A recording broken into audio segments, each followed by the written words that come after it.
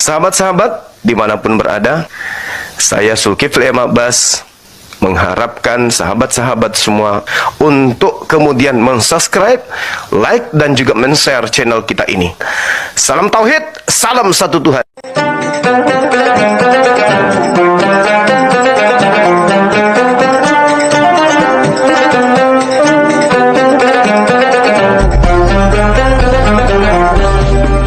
Assalamualaikum warahmatullahi wabarakatuh.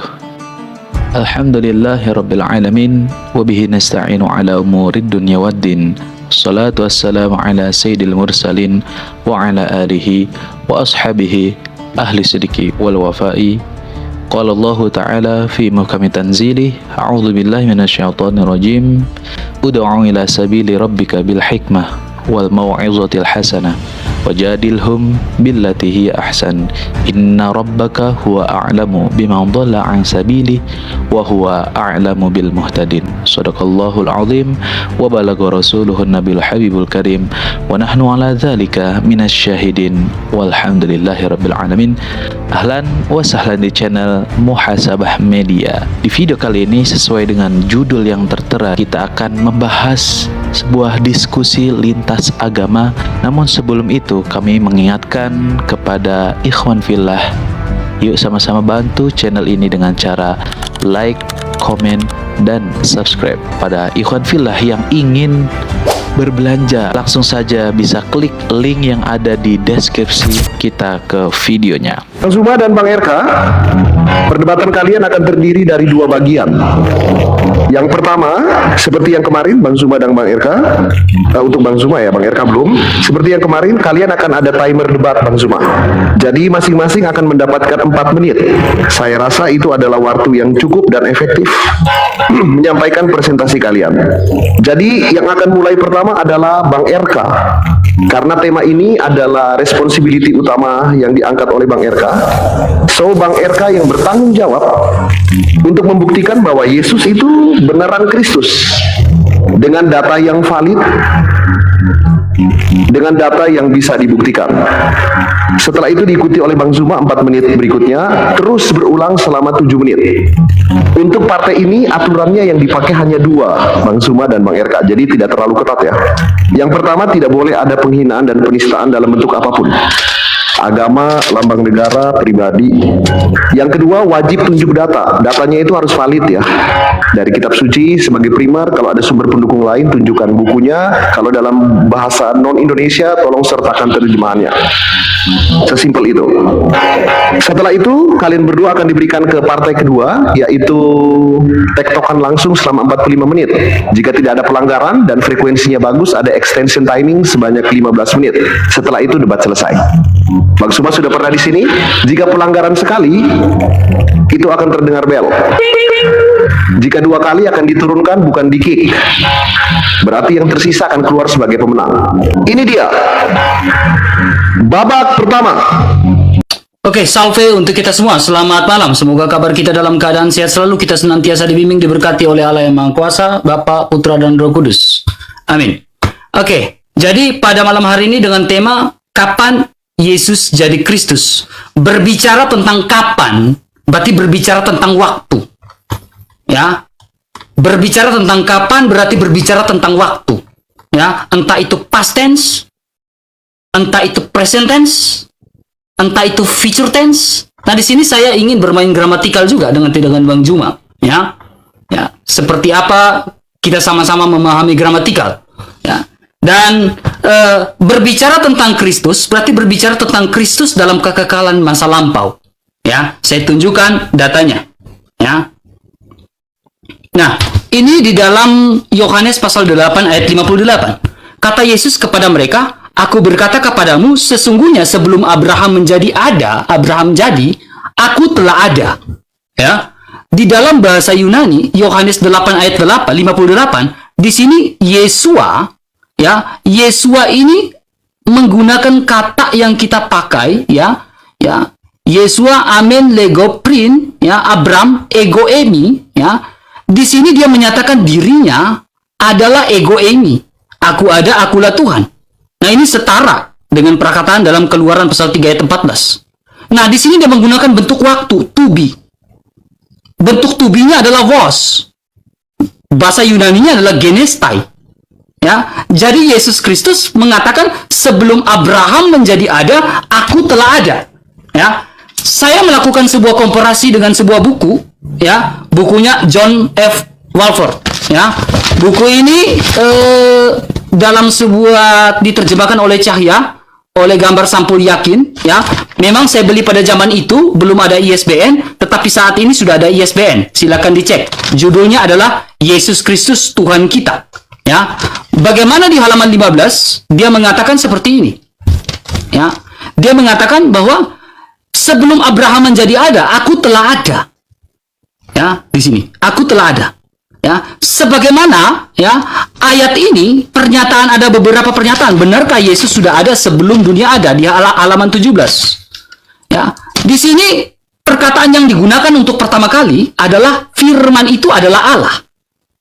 Yohanes 1 ayat 1. Perkataan pada mulanya Yunani, dia menggunakan kata NRK, ya, merujuk pada suatu pada masa kekekalan yang silam. Jadi NRK merujuk pada sesuatu kekekalan yang silam, yang mustahil kita datangi. Seperti yang ditafsirkan, yang digunakan oleh seorang yang namanya Dorner. Ya, ini ada dia punya catatan footnote-nya. Dikutip dalam Hasrong Sistematika Teologi halaman 309 ayat sampai 10. Ya. Kemudian kita perhatikan di sini. Yunani atau N berada keberadaan terus-menerus. Marcus Dods mengatakan, ada lagi pernyataan Marcus Dods dalam sebuah Greek Testament. Ya, the Gospel of Santo John. Ya, mengatakan firman itu bukannya mulai ada pada mulanya, melainkan pada titik di mana semua yang lain mulai ada, ia telah ada. Ya. Jadi saya dengan tegas mengatakan bahwa Yesus adalah Mesias. Bagaimana saya membuktikan bahwa Yesus adalah Mesias? Ya, poin pertama, ya, saya mengambil sebuah data lagi. Ini buku dari teman kita juga, teman-teman. 2 bata dalam 1 koin, ya. Ini cukup menarik, ya. Di sini berbicara tentang kristologi. Ada ISBN-nya, IGAPI, ya. Ya, kristologi di mana penampakan atau berbicara. Halo. Suara saya kedengaran. Sekarang udah giliran Bang Zuma. Otomatis 4 menit habis tidak habis akan dipindahkan. Baik. Jadi kita fair. Silakan Bang Zuma. Baik. Bismillahirrahmanirrahim. Jadi apa yang disampaikan oleh saudara RK itu saya tidak menolak. Saya tidak tolak itu. Karena Al-Quran saya juga mengatakan bahwasanya isqalatil malaikatu ya Maryamu innallaha yubashshiru. Dan apa kata malaikat di sana? Al-Masihu Isa bin Maryam. Jadi yang lahir itu adalah Al-Masih putra Maryam. Saya mengakui itu meskipun di dalam kitab Tauratnya Bani Israel itu tidak ada Mesias yang menyindir Yesus anak Maria. Itu tidak ada tuh di dalam kitabnya orang Yahudi di Perjanjian Lama, itu nggak ada yang menyinggung Yesus anak Maria. Itu nggak ada. Nah, yang saya angkat tema ini, kenapa? Karena di dalam Kisah Para Rasul 2 nomor 11, saya tunjukkan datanya ya. Tapi saya rasa gimana host, apa perlu saya tunjukkan? Itu kan data yang sudah kita hafal semua tuh. Di Lukas 2 nomor 11, di situ diterangkan bahwa Yesus itu lahir. Dan saat dia lahir, dia sudah Kristus. Itu saya tidak bantah apa yang Anda sampaikan. Semalam saya sudah katakan, semakin Anda menjelaskan, semakin kuat kemudian argumentasi saya. Di dalam Lukas 2 ini, nih, nomor 11, hari ini telah lahir bagimu, tuh, juru selamat Kristus Tuhan di kota Daud. Ini data ini. Ini data Lukas 2. Di sini diceritakan bahwasanya Lukas 2 ini telah lahir bagimu juru selamat Kristus di kota Daud. Telah lahir. Artinya dia pada saat lahir itu memang sudah Kristus. Yang jadi permasalahan di dalam Kisah Para Rasul 2 nomor 36. Nih. Di sini diterangkan dengan sangat jelas bahwasanya jadi seluruh orang Israel harus tahu dengan pasti bahwa Tuhan telah membuat Yesus, oknum yang kamu salibkan itu, menjadi Tuhan dan Kristus. Dia baru dijadikan pada saat dia disalibkan. Setelah dia disalibkan, baru dia menjadi Tuhan dan Kristus. Pertanyaan saya, ini siapa? Kalau anak Maria kan dari lahir sudah Kristus. Ini dia butuh disalib dulu baru dijadikan sebagai Kristus. Belum lagi kalau saya masuk di dalam kitab Roma 14. Kita lihat di dalam Roma 14 dikatakan di sana nomor 9 bahwasanya Yesus ini, sebab untuk itulah Kristus telah mati dan hidup kembali supaya ia menjadi Tuhan baik atas orang-orang mati maupun orang yang hidup. Baik, yang pertama saya menyampaikan permintaan maaf kepada Bang RK dan Bang Zuma, terpotong bicaranya karena timer ya. Jadi kita benar-benar fair, makanya saya bilang lihat di atas itu ada timer, supaya nanti kalian benar-benar manfaatkan waktunya, supaya dielaborasi dengan baik dan tidak terpotong. Saya dan terima kasih untuk kalian berdua sudah menghadirkan data masing-masing. Di sini ditekankan bahwa Bang RK pada menit Anda pukul 19:31 waktu saya, atau pukul 20 waktu 31 waktu Anda, itu membahas tentang historical time ya, kapan waktu terjadi. Ini nyambung dengan pernyataannya Bang Zuma yang membutuhkan pertanggungjawaban keimanan Bang RK tentang kontradiktif yang terjadi yang diceritakan di Injil Lukas, lalu kemudian di Kisah Para Rasul yang dijelaskan oleh Bang Zuma pada menit ya ke-38 di pukul 19 atau pukul 20 waktu kalian. Nah, ini nanti tolong dijawab, dan saya kasih kemudahan ya teman-teman, dan dari 4 menit saya akan tambah 1 menit lagi menjadi 5 menit. Sepertinya terlalu terburu-buru untuk kalian menjelaskan, ini nggak enak. Jadi dari 4 menit timer akan saya reset menjadi 5 menit. Nah teman-teman, abang-abang yang terhormat, nanti lihat di atas waktunya berjalan, jadi supaya bisa tidak terpotong gitu, bisa dipaskan waktunya. Terima kasih banyak ya. Jadi saya akan menjawab ya. Memang pertanyaannya 3 pertanyaan, 3 poin ya. Dalam Lukas pasal 2 ayat 11 ya, kemudian di dalam Kisah Para Rasul ya, Kisah Para Rasul. Nah, sekarang kita lihat kalau bertanya tentang kapan, saya sudah menjelaskan dengan data. Di sini berbicara tentang NRK ya, agak menunjuk kepada suatu waktu yang pada masa kekekalan yang silam yang mustahil kita datangi. Ya, dan Bang Zuma mengambil sebuah data bahwa Mesias, seperti apa Mesias? Mesias itu tidak bisa dijangkau oleh siapapun. Lukas 2 ayat 11. Karena pada hari ini telah lahir bagimu juru selamat di kota Daud. Ya, saya menghubungi kota Daud ini dengan Mazmur pasal 2. Ya, ayat yang kedua. Di sini berbicara tentang Mazmur pasal 2 ayat 2. Di sini berbicara tentang Mesiha nanti. Mesiho atau Mesiha. Ya, bahwa sebelum kekekalan masa lampau memang sudah ada eksistensinya. Kemudian ada pernyataan yang Bang Zuma sampaikan, nanti saya akan jelaskan lebih rinci masalah ini ya, terkait di dalam Kisah Para Rasul pasal 2 ayat yang ke-36. Kisah Rasul pasal 2 ayat yang ke-36. Ya, saya menggunakan ILT. Oleh sebab itu biarlah seluruh keluarga Israel mengetahui dengan pasti bahwa Elohim telah menjadikan dia baik selaku Tuhan maupun Hamasya. Lihat di sini menggunakan apa nih? Koma titik. Ya, inilah Yesua yang telah kamu salibkan itu. Dia menggunakan koma dan titik. Ketika dia menggunakan koma dan titik, kita tahu menggunakan EYD dalam bahasa Indonesia. Ini tanda titik koma dapat digunakan sebagai pengganti atau kata penghubung. Ya, kalimat setara dan menjemuk. Ya. Kemudian saya mengambil sebuah data lagi. Ini dalam sarapan pagi Biblika ya, Kisah Rasul 2:36, tanggapan dari Ibu Rita Wahyuni sendiri ya, mengatakan Yesus Kristus digelari Kurios atau Adonai karena dia memang berkuasa. Tuhan adalah gelar berkuasa. Ketika Allah menjelma menjadi manusia, ia mengosongkan dirinya, kenosis. Allah yang maha mulia sama dengan manusia. Dia bisa lapar dan lain-lain. Ya, jadi pusat khotbah dari Kisah Rasul 2 ayat 36 di sini adalah misi dari Sang Mesias. Kisah Rasul 2 ayat 36 berbicara tentang misi dari Sang Mesias yang dikhotbahkan oleh Rasul Petrus. Yesus Kristus yang telah mati itu, tetapi tidak mati selama-lamanya. Dia bangkit pada hari ketiga. Dan misinya terselesaikan sehingga mengatakan tetelestai. Sehingga dia itu adalah Tuhan. Memang dia adalah Tuhan berdasarkan nubuatan dari Yesaya pasal 53. Ya, ia dihindari, bahkan ia dipukul penyakit kita, dipikul. Kemudian dia tertikam karena pemberontakan kita. Lah di sini dia berbicara tentang apa? Mesias. Yesaya 52 ayat 13 ini berbicara tentang Mesias. Hamba yang menderita. Hamba yang menderita ini adalah Mesias. Dan betul kata Bang Juma, sesuai dengan Kisah Rasul pasal 2, Lukas pasal 2 ayat yang ke-11. Ya. Di dalam Lukas pasal 2 ayat yang ke-11 yang memang berbicara tentang Mesias. Ya. Saya membuka di sini dalam Lukas pasal 2 ayat yang ke-11, ya. Dalam Lukas pasal 2 ayat yang ke-11. Ya. Bang Juma mengatakan adalah Mesias, betul.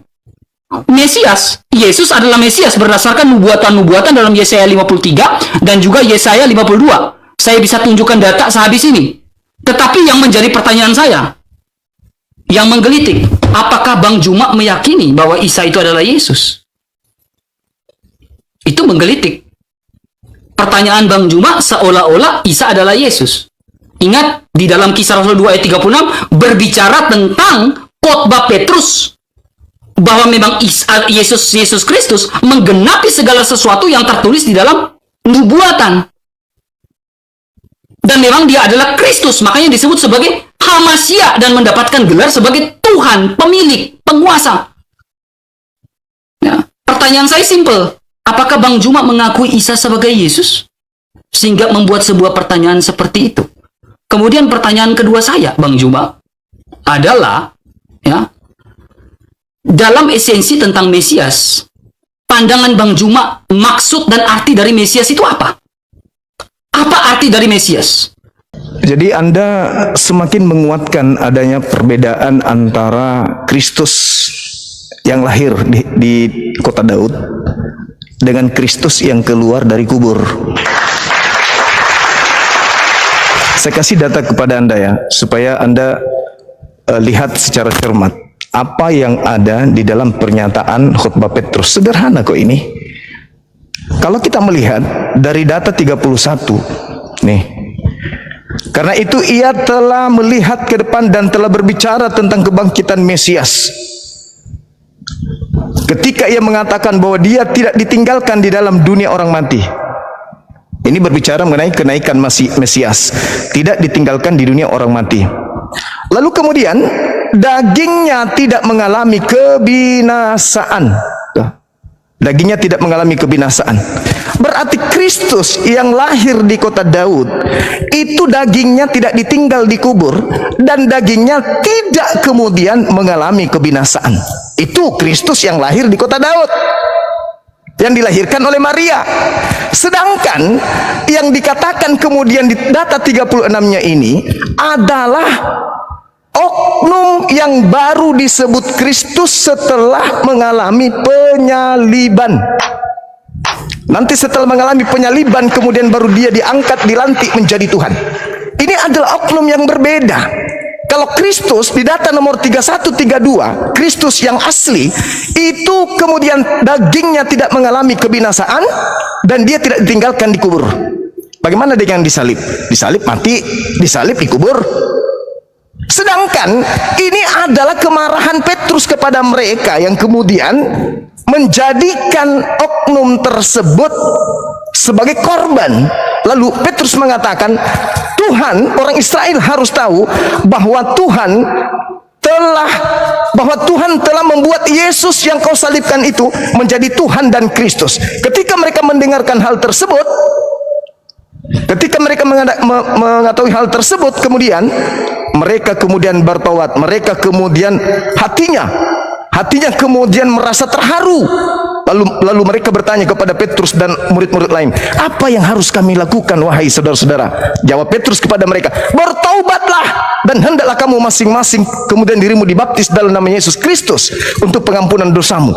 Nah, kata Petrus kemudian, berilah dirimu diselamatkan dari angkatan jahat ini. Artinya bahwa ketika Petrus mengatakan hal tersebut, itu membuktikan bahwasanya yang baru dijadikan sebagai Kristus ini itu bukan anak Maria. Dagingnya tidak ditinggal dikubur dan dagingnya tidak mengalami kebinasaan. Sedangkan yang Anda pahami, yang Anda imani, ketika kemudian mayatnya hilang, itu sudah menandakan bahwa berbeda dengan Kristus yang dagingnya tidak mengalami kematian. Yang minum racun, yang minum asam anggur kemudian, lalu dikatakan dalam Yohanes 19 nomor 30, saatnya sudah selesai, maka matilah dia. Lalu kemudian dikuburkan sebelum Sabat. Lalu kemudian pada hari Minggu jenazahnya tidak ada, mayatnya tidak ada. Dia mengalami kematian. Sedangkan khotbah Petrus itu jelas mengatakan bahwa dagingnya tidak mengalami kebinasaan dan dia tidak ditinggal di dalam kubur. Oknum yang berbeda, sehingga oknum ini ujung-ujungnya dijadikan sebagai Kristus bagi mereka yang menyalibkan. Bagi yang menyalibkan, oknum tersebut dijadikan korban di atas salib ini sebagai Kristus bagi mereka. Bukan bagi murid-murid Yesus, tapi bagi mereka yang menyalib oknum tersebut, dijadikannya korban yang mereka salib itu sebagai Kristus bagi mereka. Pertanyaan saya, apakah anak Maria mengalami kebinasaan? Apakah kemudian anak Maria mengalami maut? Kalau mengalami maut, lalu siapa yang dikatakan dagingnya tidak mengalami maut? Oke? Pertanyaan Anda, apakah saya mengakui Al-Masih adalah Yesus, Yesus adalah Isa alaihissalam? Saya katakan iman kami sudah sempurna. Nabi Isa datang kepada Bani Israel. Kalianlah yang bermasalah antara Yesus anak Maria dan Yesus yang disalib. Jadi pertanyaannya adalah apakah itu Yesus anak Maria? Saya bilang yes, itu Yesus anak Maria. Seperti yang dinubuatkan dalam kitab-kitab sebelumnya, ya, bahwa ketika manusia jatuh ke dalam dosa, manusia mengalami kematian. Dan ketika manusia mengalami kematian, ya, Allah menjanjikan yang namanya Mesias lagi, Mesias. Ya, datanya di mana Allah menjanjikan Allah Mesias? Ya, nih, ini dalam Targum Jonathan, Kejadian 3 ayat 15. Dia menggunakan apa? Beyome Malkah Mesiha. Ya, memang Mesiha seperti Lukas 2 ayat 11 yang dibawa adalah dari keturunan Daud. Ya, dari keturunan Daud, anak Maria. Ya, anak Maria secara jasmaninya. Itu anak Maria. Dan yang mati adalah Yesus Kristus. Mengapa? Karena memang sudah dinubuatkan sebagai hamba yang menderita. Ini dalam Targum Jonathan lagi. Yesaya 52 ayat 13. Ya, itu Yesus anak Maria. Karena memang apa? Mesias harus menanggung segala sesuatu seperti yang dinubuatkan, seperti yang tertulis dalam Targum Jonathan juga.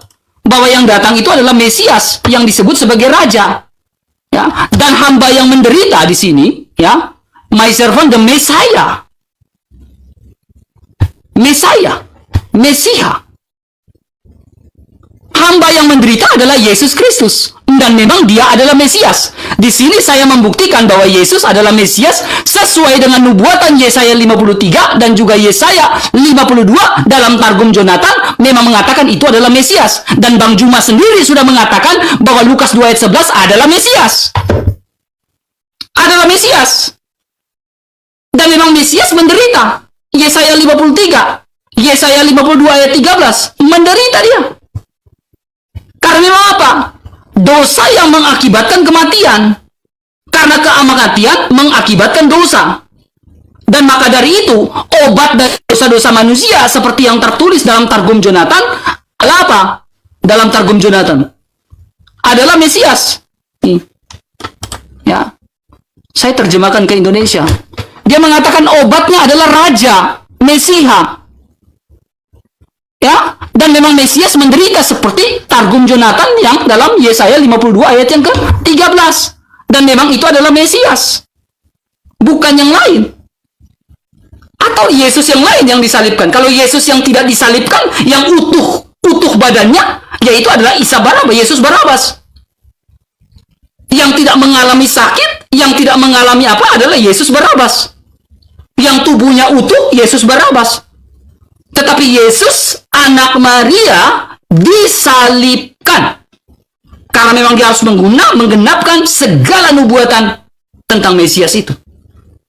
Mesias menderita, ya. Ya, Mesias menderita, ya. Sehingga pertanyaan saya untuk Bang Juma, ya. Ya, saya minta data yang secara yang betul-betul legalnya bagus, ya. Menurut Bang Juma, ya, tunjukkan data apa arti dari Mesias. Ya, saya minta data yang lengkap. Apa arti dari Mesias? Karena Mesias ini datang dari Israel. Apa arti dari Mesias? Ya, ya. Pengakuan dari seorang yang namanya Longinus, ya. Pengakuan dari seorang yang nama Longinus, nih saya tunjukkan. Ya. Ini dalam katakombe ya .org, seorang yang namanya Longinus mengakui bahwa Yesus adalah Mesias, anak Allah yang hidup. Nih, seorang yang namanya Longinus. Dan bukan cuma Longinus, Petrus pun mengakui bahwa Yesus adalah Mesias, anak yang Allah yang hidup. Dalam Matius pasal 16 ayat yang ke-18. Nanti saya buka setelah ini. Pertanyaan saya minta Bang Juma tunjukkan data yang secara legal arti dari Mesias. Ya, sesungguhnya data yang valid sehingga kita memahami Mesias itu apa. Silakan. Oke, itu pelajaran anak SD itu ya teman-teman. Tapi nggak apa-apa, kita ikuti kemauan beliau. Nih, Anda tinggal searching. Anda kan searching juga tuh nih. Al-Masih, nih Masiah, yang berarti yang diurapi. Apakah cuma Yesus yang diurapi? Banyak yang diurapi. Salomo diurapi, Elisa diurapi, Harun diurapi, Henok diurapi. Bukan cuma Yesus yang diurapi. Jadi bukan cuma Yesus yang Mesias. Oke. Nah, kemudian Anda tadi mengatakan bahwasanya itu adalah Yesus.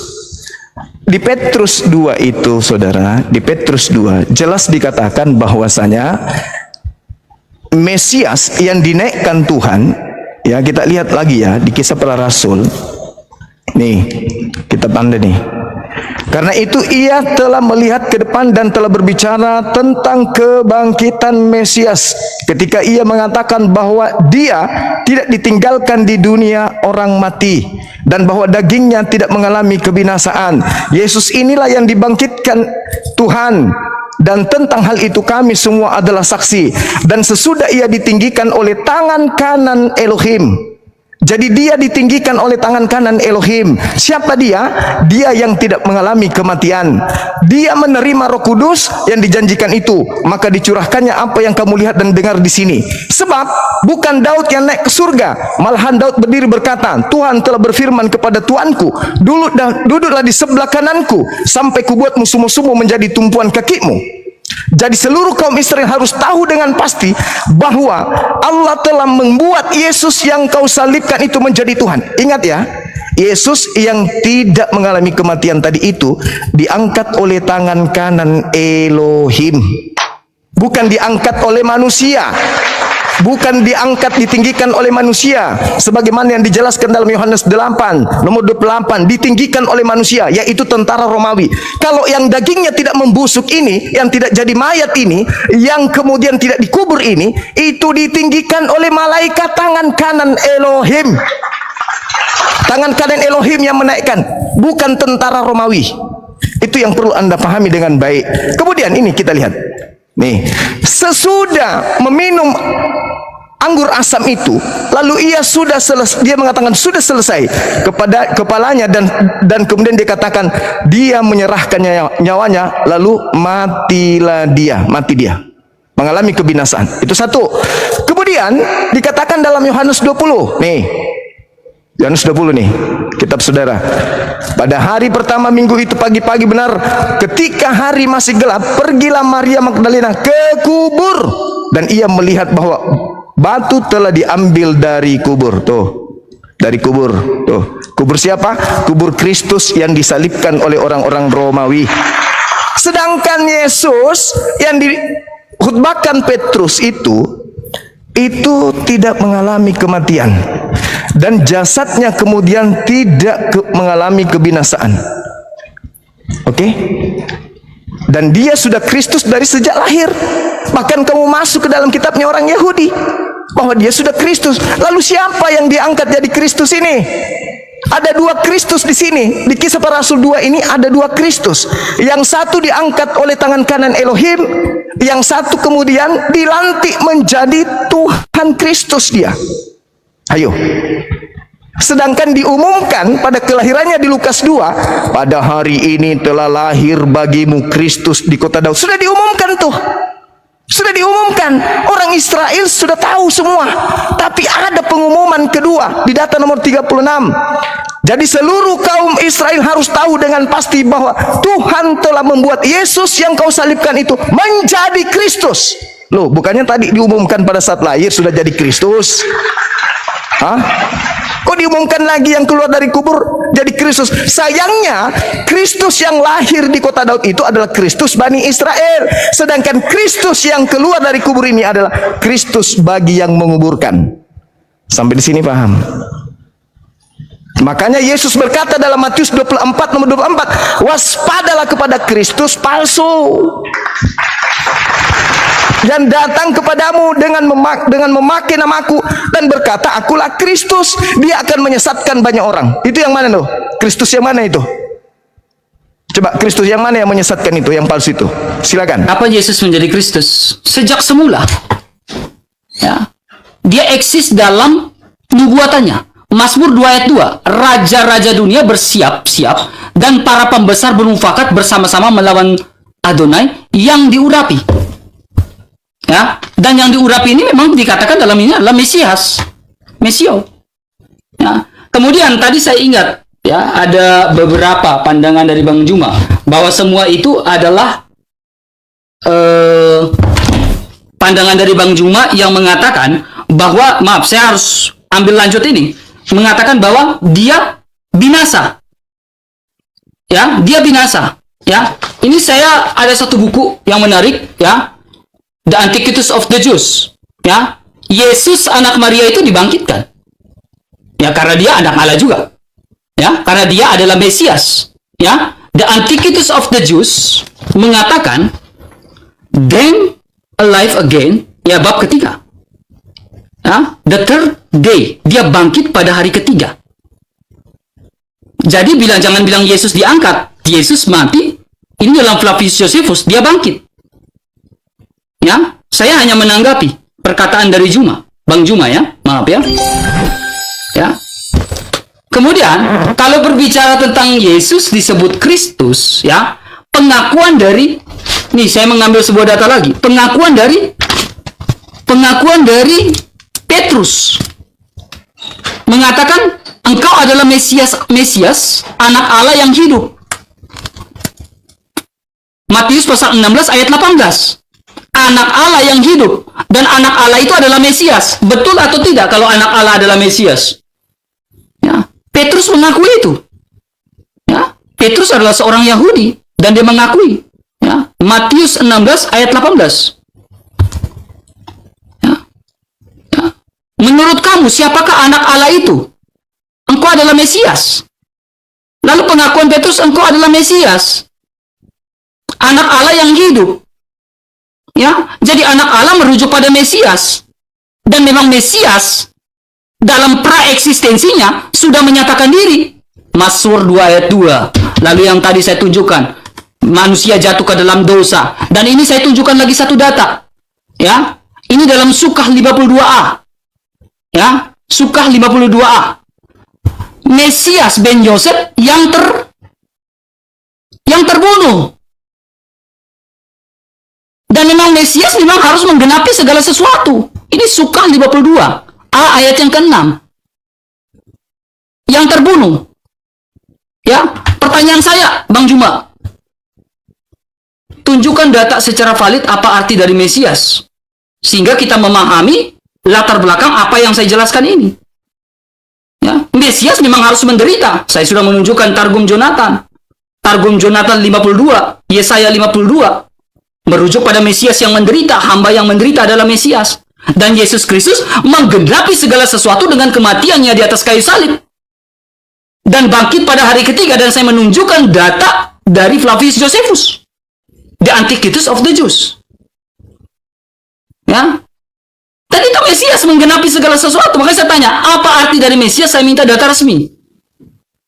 Ya, saya minta data resmi. Saya bukan data AI, data resmi yang saya butuh. Apa arti dari Mesias? Ya. Kalau Mesias datang dari Arab, ya silakan gunakan sudut pandang Arab. Kalau Mesias dari Indonesia, gunakan sudut pandang Indonesia. Tapi kalau Mesias dari Israel, berarti kau harus menggunakan sudut pandang Israel. Makanya, ya, Petrus adalah orang Yahudi yang mengakui bahwa Yesus adalah Mesias, anak Allah yang hidup. Sejak kapan Mesias itu ada? Targum Jonathan 3 ayat 15. Sudah dijanjikan Mesias ketika manusia jatuh ke dalam dosa. Saya sudah tunjukkan beberapa data. Ya, saya harap ya Bang Juma tunjukkan data yang valid, ya, tentang apa arti dari Mesias itu, ya, pribadi yang diurapi itu, ya, seperti apa pribadi yang diurapi itu, ya, apakah pribadi yang diurapi tidak menderita? Apakah pribadi yang diurapi, ini pertanyaan, apakah pribadi yang diurapi tidak menderita? Silakan tunjukkan data. Apakah pribadi yang diurapi tidak menderita sesuai definisi dari Mesias? Silakan. Sekali lagi ya, saya katakan kepada saudara, Anda mengejar arti Mesias itu saya nggak ngerti apa tujuannya ya. Apakah hanya untuk menghindari pertanyaan saya atau gimana gitu ya teman ya. Nih, arti Mesias dari data kalian sendiri nih. Gereja Yesus Kristus. Mesias yang diurapi tuh. Apa masalahnya? Dari bahasa Ibrani atau bahasa Aram yang dikatakan kemudian berarti diurapi. Mesias. Apa masalahnya? Kenapa dipertentangkan ini? Kenapa ditanya dua kali? Sudah nggak ada materi lain. Jadi gitu ya. Yang saya tuntut kepada saudara habis ini, tolong kamu baca terjemahan dari Targum Jonathan tadi. Kejadian 3 nomor 15. Apakah itu berbicara mengenai Yesus? Atau itu berbicara mengenai Raja Mesiha? Orang Yahudi punya raja, bukan Kristus dalam arti kata Yesus. Karena di situ tidak bercerita tentang oknum, itu bercerita tentang hukum Taurat. Siapa yang menjalankan hukum Taurat, maka dia akan menghancurkan kepala iblis. Siapa yang tidak menjalankan Taurat, maka dia yang akan tumitnya dihancurkan oleh iblis. Ini berbicara mengenai hukum Tuhan yang digenapi, yang dijelaskan di dalam Targum Jonathan itu, bukan berbicara mengenai Yesus. Anda terlalu jauh lari ke sana. Yang saya ingin tahu di sini, Kristus yang keluar dari kubur itu siapa? Yang diceritakan dalam Kisah Para Rasul ini loh. Kalau Anda mengatakan itu adalah Yesus Barabas, sejak kapan Yesus Barabas diangkat oleh tangan kanan Elohim? Nih, coba Anda baca ini di data nomor 33 tuh. Dan sesudah ia ditinggikan oleh tangan kanan Elohim dan menerima Roh Kudus, sejak kapan? Sejak kapan? Yesus Barabas itu kapan dia diangkat ke langit? Kapan dia dinaikkan, ditinggikan oleh tangan kanan malaikat? Tangan kanan Elohim kapan? Di mana itu tertulis? Ini berbicara dua oknum. Ada Kristus yang kemudian tidak mengalami kematian. Sudah jelas dalilnya tertulis. Karena itu ia telah melihat ke depan dan telah berbicara tentang kebangkitan Mesias, ketika ia mengatakan bahwa dia tidak ditinggalkan di dunia orang mati dan bahwa dagingnya tidak mengalami kebinasaan. Anda mengatakan itu adalah Yesus Barabas. Apa nyambungnya? Apa memang Yesus Barabas yang kemudian diangkat ke langit? Sedangkan ini adalah oknum yang tidak mengalami kematian dan tidak ditinggalkan di alam kubur. Sedangkan yang mengalami kematian ini, begitu keluar, dijadikan Tuhan oleh mereka yang menyalibkan. Siapa oknum ini? Di dalam Kisah Para Rasul 2 nomor 36, orang Israel harus tahu bahwa Yesus yang kau salibkan itu telah dijadikan menjadi Tuhan dan Kristus. Sedangkan anak Maria pada hari ini telah lahir bagimu Juru Selamat Kristus Tuhan di kota Daud. Loh, dia sudah pada saat lahir sudah diumumkan kepada Bani Israel, hari ini telah lahir bagimu Kristus. Tapi mereka kemudian yang menyalib oknum yang bernama Yesus ini, yang mereka katakan Yesus, dijadikan saat itu juga menjadi Tuhan dan Kristus bagi mereka yang menyalibnya. Makanya mereka diminta bertaubat. Dan apa kata Petrus di data nomor 40-nya itu? Berilah dirimu diselamatkan dari angkatan jahat ini. Angkatan jahat siapa? Yang menyalib. Karena yang menyalib ini dihadiahkan Tuhan oleh apa yang mereka salib, dikembalikan kepada mereka untuk menjadi Tuhan dan menjadi Kristus bagi mereka.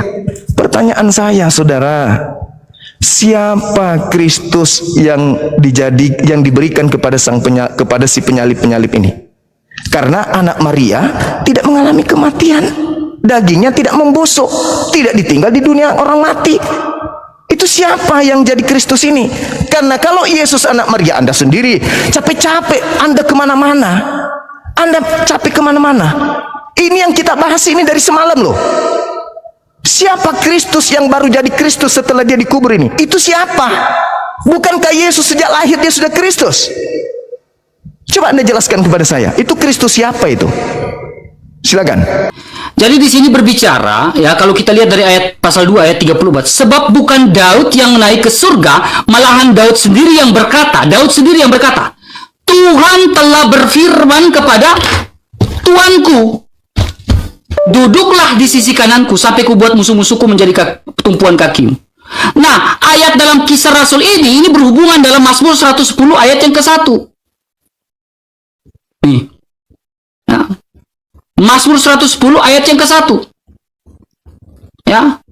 Karena ini, ya, tongkat kerajaan dari Sion, ya, pada hari tentaramu, ayat ke-4, Tuhan telah bersumpah, ya, dan ia tidak akan menyesal, engkau akan adalah imam selamanya menurut Melkisedek. Ya.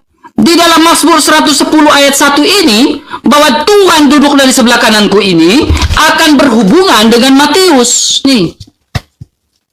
Matius pasal 22. Ayat yang ke-41. Mereka ketika orang-orang Farisi sedang berkumpul, Yesus bertanya kepada mereka, katanya, apakah pendapatmu tentang Mesias? Anak siapakah dia?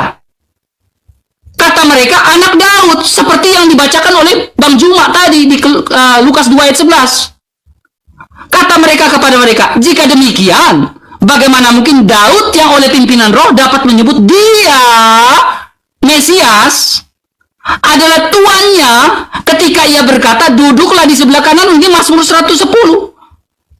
Kutaruh di bawah kakimu. Jadi, lihat ini penjelasan Yesus. Jika Daud menyebut dia Mesias adalah tuannya, jadi orang Israel menyangka Daud ini raja besar. Memang Daud raja besar. Tetapi bagaimana mungkin Daud yang adalah raja besar memanggil keturunannya sebagai tuan? Ya. Sehingga dalam Kisah Rasul 2 ayat 36 itu, Petrus berkhotbah kepada mereka yang menolak Yesus sebagai Mesias. Petrus berkhotbah dalam Kisah Rasul 2 ayat yang ke-36. Nih.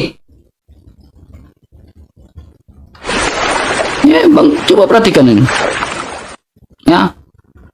Jadi seluruh kaum Israel harus tahu dengan pasti bahwa Allah telah membuat Yesus yang kamu salibkan itu menjadi Tuhan. Ketika mereka mendengar hal itu, mereka mendengar hal itu sangat terharu karena mereka sebelumnya belum tahu, belum mengenal, belum yakin. Makanya dia bilang dia adalah Tuhan, dia adalah Kristus yang sudah menggenapi segala sesuatu yang tertulis di dalam Perjanjian Lama. Makanya dalam Targum Jonathan, ini Targum Jonathan, kan Pak Bang Juma percaya kan Yesus adalah Mesias, ini kan Lukas 2 ayat 11 dia adalah Mesias, Hamasya, ya kan? Nah, hamba yang menderita itu adalah Mesias, my servant Mesias, Mesaya. Saya di sini membuktikan bahwa Yesus adalah Mesaya dalam komparasi yang ada dalam Perjanjian Baru, Targum Jonathan, dan juga sesuatu yang tertulis di dalam Perjanjian Lama. Ya. Coba buka. Kalau diurapi, ya, memang dalam tarikh ini Pak, saya yakin Bang Juma membukanya di sini. Kalau kita buka di dalam Sefaria, ya, kita lihat sampai ke bawah, memang dia terbunuh. Nubuatannya. Ini dalam Sukan 52 ayat 6, dia terbunuh. Ya. Sekarang Bang Juma kalau tidak sepakat dengan data ini, Bang Juma tinggal buktikan. Pertanyaan saya gini, Bang. Kalau Bang Juma tidak sepakat dalam Yesaya 52 ayat 13 itu bukan Mesias, nubuatan untuk Mesias, Bang Juma tunjukkan data yang valid kalau itu bukan Mesias. Itu pertanyaan saya. Kita sendiri sudah baca, Yesus Kristus menggenapkan segala sesuatu yang dinubuatkan tentang Mesias. Dan saya sudah menunjukkan dengan berbagai macam data. Tunjukkan kalau itu bukan Mesias. Silakan. Baik. Saya kan sudah katakan sama saudara, saya mengakui itu kan. Kan saya yang membawa data itu. Kenapa kemudian saya yang ditanya? Kan aneh aja ini orang. Saya yang menjelaskan itu padamu, kawan. Nah, coba kita lihat ini. Apa yang diterangkan di dalam kitabnya orang Yahudi yang dimaksud Mesias yang kau bangga-banggakan seakan-akan Yesus yang ada di Kejadian 3 nomor 15 itu. Itu bukan untuk Yesus nih. Bacakan samamu ya. Mereka akan mengabdi kepada Tuhan Elohim mereka dan kepada Daud raja mereka yang kubangkitkan bagi mereka. Itu data pertama. Coba Anda lihat di dalam Hosea 3 nomor 5. Sesudah itu orang Israel akan berbalik dan akan mencari Tuhan Elohim mereka dan Daud raja mereka. Mereka akan datang dengan gemetar kepada Tuhan dan kepada kebaikannya pada hari-hari terakhir. Kemudian kita lihat dalam Yeskiel 37. Tempat kediamanku pun akan 30, Yeskiel 37 nomor 25, sorry ya. Kita ulang.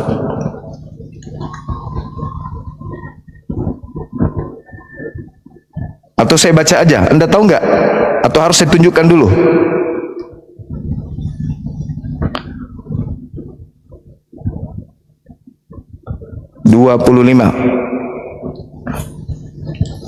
Ini dikatakan di sini. Mereka akan tinggal di tanah yang kuberikan kepada hambaku Yakub, di mana nenek moyang mereka tinggal. Ya, mereka, anak-anak mereka maupun cucu mereka akan tinggal di sana untuk selama-lamanya. Dan hambaku Daud menjadi raja mereka untuk selama-lamanya. Jadi bukan Yesus. Bukan Yesus yang dimaksud di dalam Targum Yonatan itu. Makanya di sana itu tidak bercerita tentang oknum, itu bercerita tentang gelar yang adalah imam yang diurapi, Hakohen Hamasea. Oke? Tapi saya tidak sedang membahas itu, Bung. Kamu melarikan kemana perginya? Saya hanya menjelaskan tentang kisah para rasul yang ini tadi nih. Ketika Anda mengatakan bahwa Daud, justru itu menguatkan. Kalau Daud saja memanggil Tuhan kepada dia, berarti siapa oknum yang tidak mengalami kematian, yang duduk di sebelah kanan Tuhan ini, yang diangkat oleh tangan kanan Elohim ini? Sedangkan ada yang dibunuh. Dengar, ada yang dibunuh, ada yang tidak dibunuh. Yang tidak dibunuh diangkat oleh tangan kanan Elohim. Yang dibunuh dijadikan sebagai Kristus kepada pembunuhnya. Anda tadi mengatakan itu adalah Yesus Barabas. Dari situ aja udah ketahuan ente, saudara. Di data ini, di data Kisah Para Rasul 2 nomor 31 ini, karena itu ia telah melihat ke depan dan telah berbicara tentang kebangkitan Mesias. Ketika ia mengatakan bahwa dia tidak ditinggalkan di dalam dunia orang mati. Itu siapa? Siapa itu? Yang tidak ditinggalkan di dunia orang mati itu siapa? Yesus. Yesus anak Maria. Yesus anak Maria itu betul dia sudah Kristus dari sejak lahir. Sedangkan oknum yang ini ketika dijelaskan oleh Petrus bahwa yang lahir pada hari itu di kota Daud itu sudah Kristus, mayatnya nggak ada, dagingnya tidak binasa, dan dia tidak ditinggalkan di kubur. Sehingga yang kau salibkan ini, yang binasa ini, dijadikan menjadi Kristus spesial untuk kalian. Di situ ada dua oknum. Ada Kristus yang tidak mengalami kematian, yang sudah Kristus sejak lahir. Ada yang mengalami kematian, setelah bangkit kemudian baru menjadi Kristus. Roma 14 nomor 9. Nih, tuh. Sebab untuk itulah kemudian Kristus telah mati dan hidup kembali, supaya ia menjadi Tuhan baik atas orang-orang mati maupun atas orang-orang hidup. Nah, itu mati tuh. Sedangkan yang dikatakan Petrus tidak mengalami kematian. Yang mana yang betul ini? Alhamdulillah. Alhamdulillahirrabbilalamin, kita telah mendengarkan diskusi lintas agama. Mudah-mudahan dengan kita menonton ini bisa memperkuat keimanan dan ketakwaan kita kepada Allah Subhanahu wa taala. Jangan lupa like, komen, dan subscribe, dan ketemu di video selanjutnya. Wassalamualaikum warahmatullahi wabarakatuh.